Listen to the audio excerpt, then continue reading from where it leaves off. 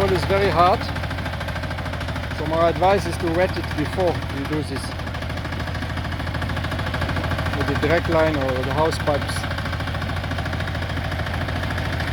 Now it's very difficult. You do first the tiller and then you do rotary plows on top because of the hard pen.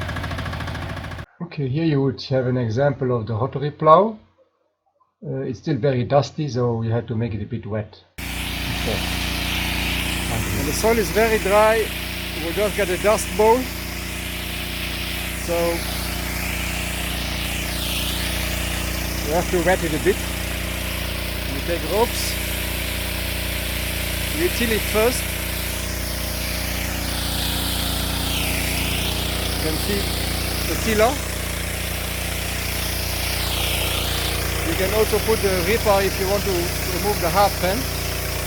And then later on, you take the rotary plow.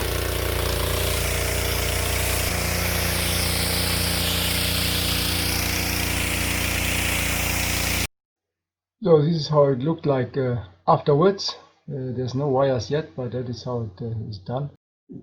One thing you might notice, we did not really stick to the exact distance between the dripper lines. Those ones we reduced them to 50 for the simple reason it's very sandy. Our ridges were not so big, so the ridge from one side to the other one is 90 centimeters.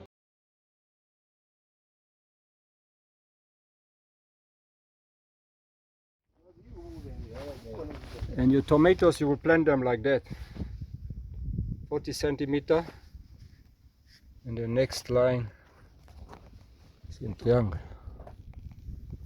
I'm just sending it to the Rundu people.